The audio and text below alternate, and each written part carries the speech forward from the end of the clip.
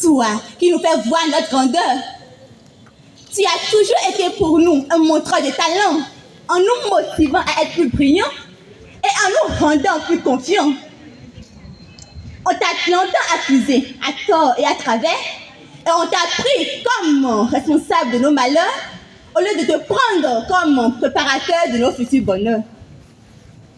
Mesdames et messieurs, honorable jury, charmant public, bonsoir.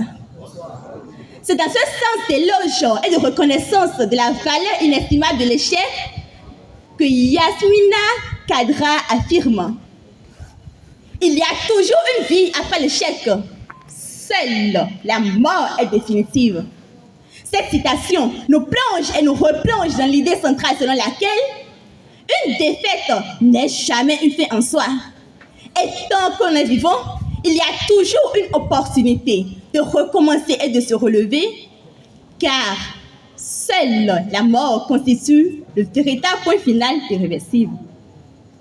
L'échec est le résultat négatif d'une tentative ou d'une expérience. C'est l'état ou la condition qui fait que le résultat prévu n'est pas atteint. L'échec est un maître rude et austère qui forge nos âmes aux éclats de fer.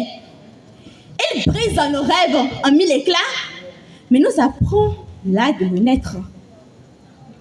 Dans la chute, il sème la graine d'une force qui, doucement, entraîne résilience, amie des cœurs battants qui guident nos pas vacillants. La chute n'est pas un échec. L'échec, c'est de rester là où l'on est tombé, disait Socrate. Chaque obstacle devient tremplin. C'est la danse des luttes sans fin où l'âme s'affirme et malgré tout se redresse encore debout. Mesdames et messieurs, que celui qui n'a jamais échoué ici lève la main.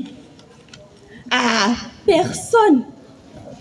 Normal parce que l'échec est universel. Il frappe tout le monde sans distinction. Du plus grand au plus petit, du plus fort au plus fragile. Mais nous le redoutons comme une condamnation. Comme si tomber une fois signifiait qu'on ne pouvait plus jamais se relever.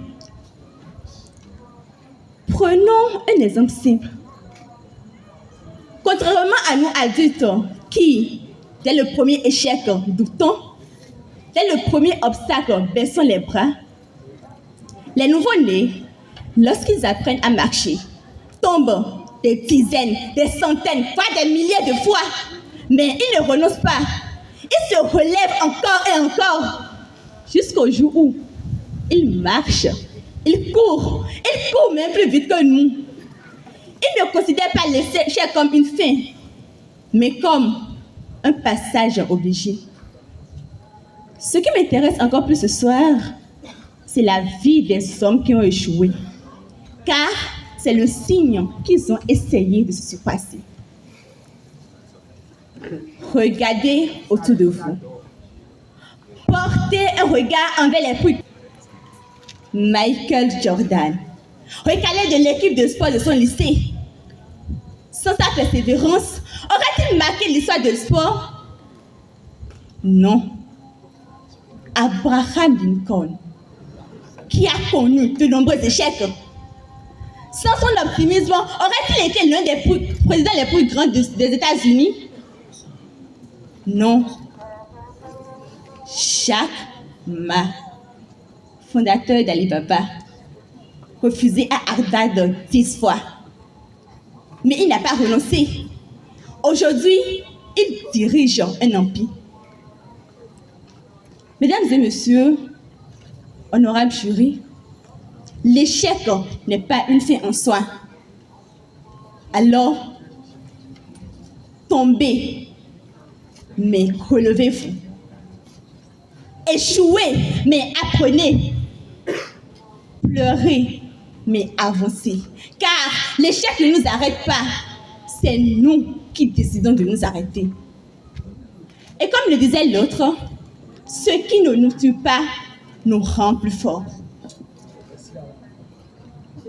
Cicéron ajoutait, je cite, « Tant qu'il y a la vie, il y a de l'espoir. » Alors, Osez, échouer, essayer, mais triompher. Je vous remercie.